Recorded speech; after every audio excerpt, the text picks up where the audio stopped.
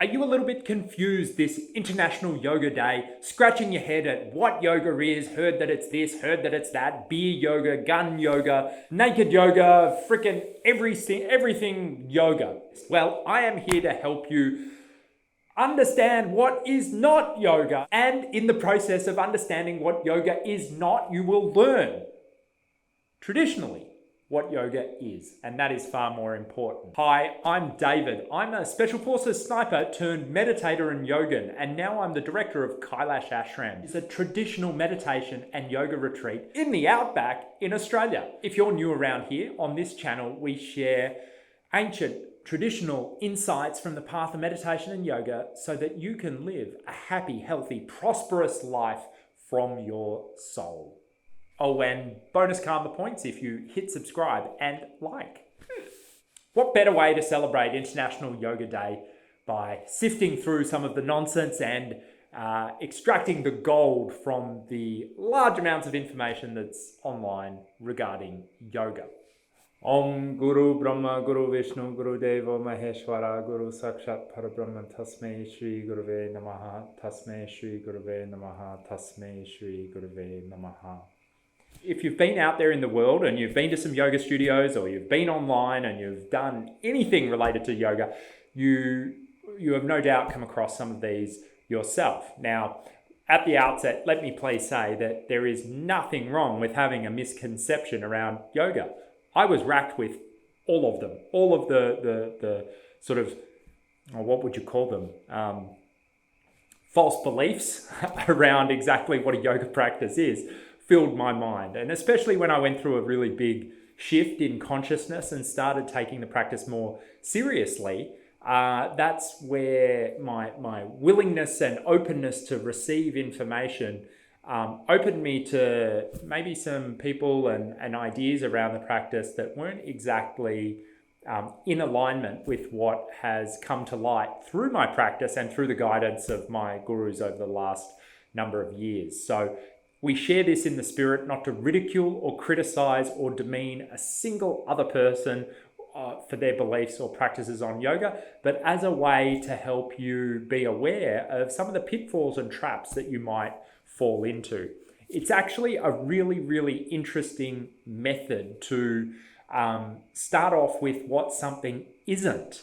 If you don't know what something is, well, what can we say what something isn't? You know, and maybe that can give us an insight, at least some different vantage points. What do I mean by that? Could be as simple as, well, if I don't really know what peace feels like, well, do you know what tension feels like? Do you know what conflict is? Do you know what hate is?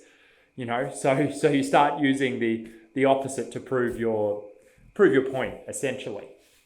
So let's launch into what yoga isn't, and then I will finish with what yoga is, and it will be a recap of everything reframed in the positive, the way we like it, and I'll speak to each of these points as we go along. So the first thing, yoga is not a quick fix. Many people reach out to us when they're in a bad way, when things are challenging, life's not going so well, and they want instantaneous results. Now, that can be, as simple as like, I'm feeling depressed and I want that to be gone. I want the black cloud to be lifted. I want it gone yesterday. A quick fix might be, taking some painkillers or a bottle of wine and anesthetizing yourself or doing something to pass yourself out. You wake up in the morning and the problem hasn't gone away. So yoga sits somewhere between an eternal journey and an instantaneous flash. And those moments of crystal clarity are different than a quick fix. The fix is some agenda that you might be coming into the practice with, whereas what the yoga delivers in an instant of the present moment is razor sharp clarity to see the cause of your suffering. And then you have the choice to work upon yourself in terms of letting it go. In a really concrete, tangible way, that might be the yoga practice shows you your limitation as a human being or in body, or even in mind and soul, in spirit. It might show you that I've got the most noble intention to meditate every day for 45 days because that's what David told me to do on retreat. And like 3 weeks in, you sit there and you're like, wow, it's been 3 days and I haven't meditated. That is not an error. That is yoga working correctly. Yoga operates in that manner. It will show you all of those things, the laziness, the obsessiveness, whatever you had inside. And similarly, the practice will carry you through your entire journey of life. This is what we mean, it's eternal. It will carry you well beyond taking a painkiller and being done with it. The next misconception, yoga is not here to make you look good.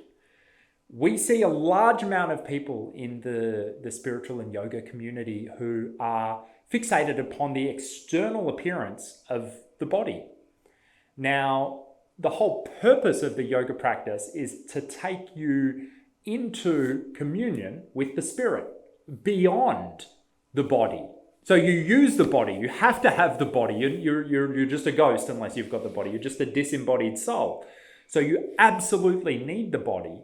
But the purpose of the practice is not to enhance the outward appearance of the body to attract a desirable mate. That practice of letting go of the outward appearance of body does what? Well, it enhances our connection to the life force that gave rise to the body, which is the soul. And when we are fully in alignment with how that life force wants to manifest on earth, which is in alignment with the elements of nature and surrendered to something beyond, the body will take the shape that the body needs to take in order to go through the karma laid out for the soul on its journey. So for me, I banged my knee up by doing too much yoga and also smashing myself in the army. And now I've got a bit of a bung knee. And I can watch the parts of me that really want the body to be different than it is. But this knee has become a good teacher for me. And so this is what I mean, that yoga is not about making this body be good or look good. It's helped me see how I relate to my own limitations. And I didn't want to accept it for a very long time, so I kept working it and it got worse. And so as a consequence, it's taught me to slow the hell down and back off, which is something that I needed to do.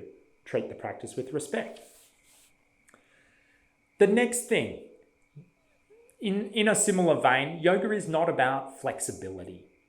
Many people equate yoga simplistically with a stretch class at their local gymnasium. Now, if that's all you've experienced, well, then of course that's what you're going to think yoga is about. Flexibility and the increasing of movement and the removal of obstruction in the body is a byproduct of some aspects of the yoga practice. And that just enables what? It enables you to sit in certain poses for longer periods of time to cultivate what? More quietness of mind and stillness of heart so that you can connect to your soul. It's not flexibility for flexibility's sake. It is enough removal of obstruction and cultivation of energy for deeper meditation, or deeper dhyan, as we call it here. Yoga is not complex. A lot of people get wrapped around the vast volumes of text that exist and believe that the answers to the embodiment of a yoga practice lie with more technical knowledge. Our entire Western culture has become very bookish. We like to go to universities. I once heard a commentator, Nassim Taleb, say that universities are in the business of teaching birds how to fly. And when you think about that, a bird knows how to fly on its own accord, but the university would beg to differ. A university is so pompous that it would, until it's laid out the aerodynamic teachings to the bird, it would deny it from its right to fly. Well, yoga is a natural process. It's a natural thing to live in alignment with one's life force. And the complexity of a practice, though a practice may involve multiple components at various stages of the journey, whether that's physical positioning through asana, through utterance of internal sound or external sound, mantra, the prolonging of breath and cultivation of energy in pranayam, steadying of the ability to focus in dharana, like pratyahara, the withdrawal of sense. All of these are various components that we have words for, but the word, asana, mudra, mantra, the word is not the thing. The word points the direction. And if you fully imbibe any aspect of the practice, you learn that all other aspects of the practice are encoded in that. So simply sitting there as we are here, one can withdraw their senses within without needing to do anything. It's a natural consequence of stilling one's awareness central to their being. And that arises very spontaneously when an individual opens to it. And when this spontaneous natural state of yoga overcomes one, we call this the sahaja, or the natural state. So we believe in the yoga that you were like that in the womb, like you were a happy yogi in samadhi before you got enculturated and conditioned by society. So it's a return to simplistic times. It's a return to simple times. It's not a fixation upon the complex. The next thing that yoga's not practiced in a studio, and dare I say it, or on a retreat. For those that have been out here, you'll know that we share on the retreat that this is a period of instruction. We're here to teach you something. This is not the yoga. This is learning. And when you learn something, you take it home and you work it, and then that's where the yoga will happen. And so many people get caught in the cultural model of, I go to, the 10 o'clock with Sally and then on Tuesdays, and then Friday at 5 o'clock it's with Ben in the afternoons. That's how I do my yoga. And it's like, well, that's going to school. You've never actually left the academy if you haven't begun to practice at home. Now, for those that have taken their courage and gone to try to practice at home, you'll notice it's really different doing something by yourself. One, you're probably not going to remember half of what was taught. But two, there's no voice in your ear. Three, there's no other people around to distract you. And so what are you confronted with? Connection to yourself. And as a consequence, most people avoid that like the plague, and they would rather go to the yoga studio every single day and have somebody guide them than show up and do 10 or 15 minutes of something that they've been taught or know how to do.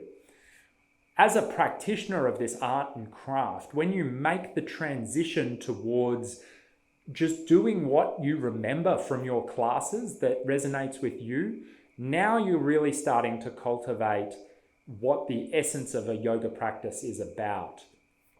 Connection to self, listening to the deeper voice of intuition and guidance from within. That's the essence of the practice. The next one I like, I did kind of chuckle because it's maybe a little bit confusing to me even, but I said yoga is not kind. And it's not an easy path. Not by a long shot. It's difficult. It's difficult. Why so? Why is yoga inherently difficult? Well, life is suffering according to the Buddha, and Buddha means awakened, and Shakyamuni Buddha means the awakened one from the Shakyamuni family. So the Buddha was a yogi in essence. This is what we're talking about. So when we say that the awakened condition is to recognize suffering, that's honesty, that's truth, that's how it is. And when we accept that, we take the first step towards diminishing or removing the suffering that we're in, lessening the suffering at least a little bit. Now, many people go into a yoga practice thinking that it's going to be all really, beautiful, and it's all just going to be lovely and lovey-dovey and all nice. And it may be, like a fraction of a percent you get that. The rest is some real work. What is that work?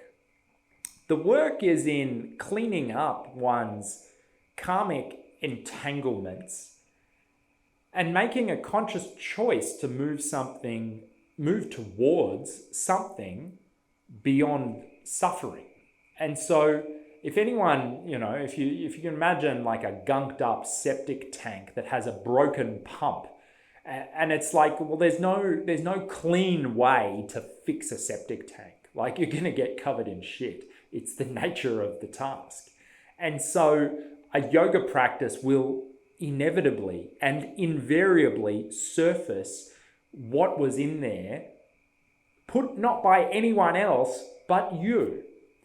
And when you start excavating the stuff that's been put inside, and that might be junk thoughts, it might be the accumulation of junk energy in the body from poor food choices or poor lifestyle habit choices. As you go about that process of renovating and excavating all of the crap, you become somebody who doesn't put so much shit in.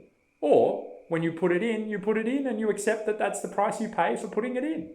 And so it really teaches a sense of honesty and integrity over the years of practice to help you understand the lawfulness of your suffering. And the day that I stopped blaming other people for my suffering is a day that I moved a step closer towards a more liberated way of being.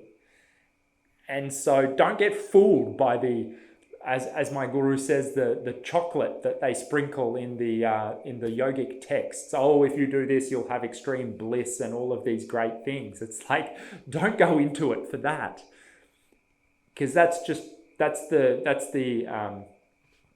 carrot at the end of the string to help the donkey along. Yoga has a lot more to do with the stick that's kind of whipping you from behind.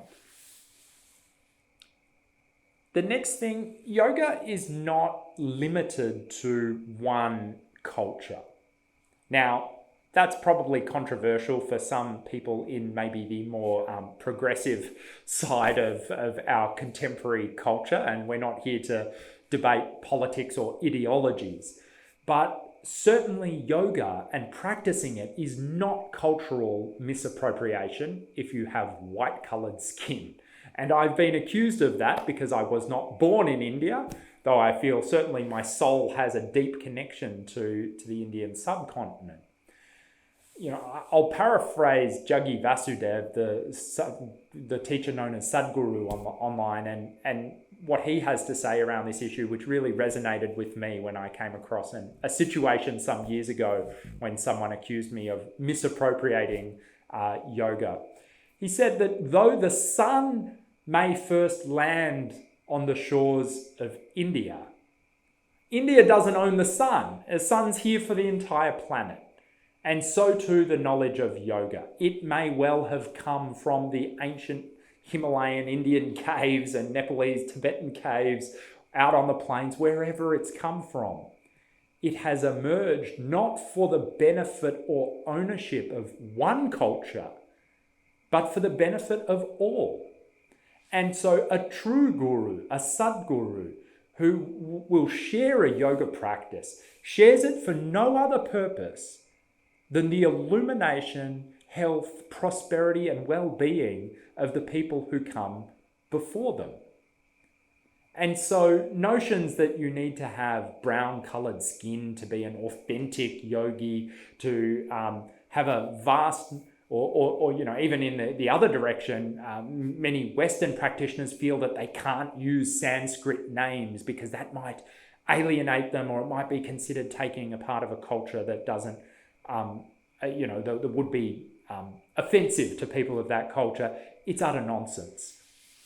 In fact, in terms of inclusivity, my experience in India has been that people are so touched and moved by a foreign person's interest in the culture and practices that have emerged from that culture, that there's just a sense of happiness that comes across them. You know, a silly example is we went to Swamiji's daughter's wedding, and as a consequence, we were invited to get a traditional turban put on, and everyone in the wedding party was, and all of the guests at the wedding were having a specific style of headdress made. You know, they had a person in the corner who was doing the special wrap, and they would do the thing, and it was all very fancy. And I was like, oh man, I can't pull this off. Like I'm, you know, it'd be a bit weird, wouldn't it? I mean, I'm not from this culture. And everyone was like, no, you're getting a headdress done and you're doing it. And I did it. And they were like, you look good in that. And we got photos, and everyone was kind of happy. And yet, you know, you flash forward and come to a little bit more of a progressive country like Australia, and people will say all manner of stuff about us online, out of a little bit of a smaller vantage point around what the yogic knowledge is here for. Further to that, if the yogic practice actually starts working for you, discrimination based on skin color, it's like that's body level. Like the yoga practice is designed to take you to the soul level. So we can recognize and celebrate the difference of our incarnation and go, wow, my soul chose a white guy in Australia to play, of half Jewish ancestry, of half Scottish ancestry, and somehow here in Australia. My daughter has chosen a very interesting mix. My sons have chosen an interesting mix. My wife has chosen an interesting mix of bodily origin as well as culture. And so the yoga practice pushes you to go beyond those the distinctions that you have, and to fully celebrate yourself and others and the uniqueness that we all bring to each other. Yoga is not airy-fairy. What do I mean by airy-fairy? I mean kind of new age butterflies and rainbows and unicorns. Though you may well, in a yoga practice, attain some very interesting states of consciousness, it is a very grounding, centering practice at the end of the day. And when it's done right, one has one foot firmly tethered to earth and the other one in the heavens, and you're in a pretty good place. You rock your humanity fully, you rock your divinity fully, you bring them together. This is the weave, that's tantra, that's yoga, that's life, brought together through the practice. Humanity and spirituality, not denying one, not preferencing the other, fully unified as one. Okay, too much of the airy-fairy stuff, people start denying their worldly responsibility. And as Ram Dass used to say, you know, people forget their postcode. They get so out there that they're like, I forgot my address. I'm like just high on life and, you know, singing God's name or doing these deep practices, and off you pop and completely untether yourself from earth. Yoga is not about that. It is about touching that higher place and then returning with the equanimity that comes as a consequence, and sharing that on this plane of existence for your benefit and for the benefit of the world around you. Yoga is not huffing and puffing. That one was Rajni's, I think. Huffing and puffing. It is not about the exertion of effort. In fact, Sundarnath, my Hatha Yoga guru, shares really beautifully that, you know, his father inculcated a value in him. So it's got a little bit of ancestry, this idea, or certainly what was shared with him. But you do what is required. Nothing more, nothing less. Correct application of energy. When you go to the gym and you work out, you might want to crank up the energy to push yourself. When you go to the spin class, you want to end up with that puddle of sweat underneath the bike and spinning like a madman. You know, when you lift weights, you want to lift to failure. With yoga, we're not doing any of that. We're restraining and cultivating our energy to centralize it. For what? The cultivation of that meditative state, the trance that leads you into transcending or going beyond the outward flowing of life. Sometimes the yoga practice does require a bit of effort, and you will get a bit of it's a bit of work to get through it, okay? But it's not an exercise regime where you will flog yourself. And if you are doing that, if you bring the mindset of the kind of compulsive worker-outerer to a meditation or to a yoga practice, you're just setting yourself up to hurt yourself. Really, you're going to come unstuck either energetically, like you will jack your system up too much and it'll fry your circuits and your nerves, or you'll give yourself a psychic injury. Speaking from personal experience on that one, you push these practices too hard, you kick down all of the supports that hold up your consciousness, your mind, your ego, the hamkara, like your sense of self. You kick the supports out from underneath you, you will fall flat. And then the recovery from that is worse than from, years of unconscious living. You can really hurt yourself. So as a consequence, we learn to restrain our energy and centralize our effort to do the work that is required for the given day, what the body requires, not overexerting, not undercooking it, just right. Yoga's not for other people. This one may seem self-evident, but you don't do a yoga practice to make someone else happy. It is for you. It is self-indulgent, and that is okay. Because in the prioritizing of yourself, you will fill your cup back up and have a bountiful supply of energy, love, compassion, tolerance, courage, virtue to sprout out and vomit all over the world. You'll be just unstoppable. You'll have so much vibrance and vitality inside of you. Our culture for a couple of thousand years has venerated the opposite. Be a martyr for the cause and that will lead you to salvation. And it will do good for others. Yes, giving and serving and supporting and helping the world around you is a very noble thing. But you are not good to anybody if you are dead, depressed, anxious, or neurotic, or not healthy. The path of yoga is about making the conscious choice to say to yourself that I'm worthy of the investment of my time and energy in me for my sake, so I can be aligned with my deeper purpose, so that I can reconcile myself with my soul and God beyond, or whatever you believe in, and so that you can sit at peace and look yourself in the mirror and be proud of your efforts alive, and eventually let go of this life without attachment. That's a bit macabre, but that's where this practice leads to, of dying in peace and of allowing yourself the true joy to live more fully as yourself than you could have ever possibly imagined. So you get to have your cake and eat it too. You get to be you.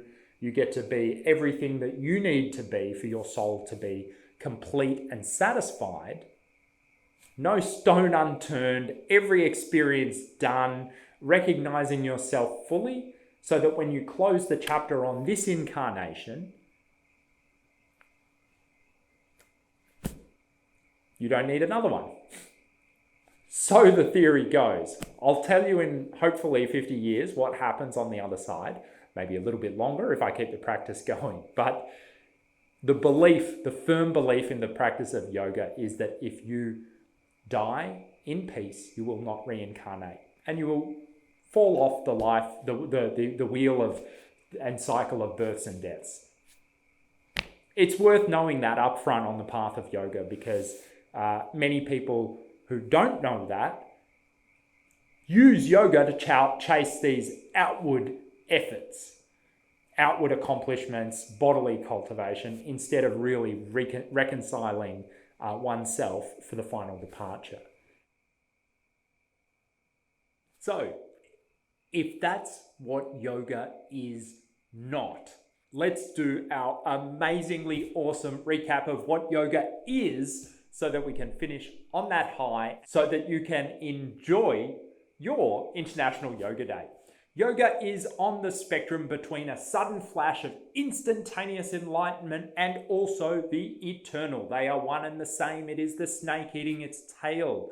Yoga takes you beyond the body and mind to the soul. It takes you beyond appearance of outward form and helps you cultivate the essence of your being through a simple practice. Yoga is at home, an honest reflection that is grounded in thousands of years of traditions. It is about the cultivation of respect and restraint of your energy for the purpose none other than your own well-being. It is for the benefit of you. And in being for the benefit of you, it will radiate love, prosperity, wealth, happiness, joy, goodness out into this world. Yoga's bloody fantastic. You just need to be guided in the right direction. By what? Not by me, not by somebody else, but by your own soul. If you are interested in learning more around the practical implementation of what a daily yoga practice looks like, we have some resources for you. Check them out, they're in the description. We run retreats every month. We also have some online offerings. If you'd like to witness firsthand what the impact of a very simple traditional meditation and yoga practice can bring to your life, check out the interview that I just did with Joe, who was a student on one of our recent retreats. That video is right here. Oh, and bonus karma points if you hit subscribe and like.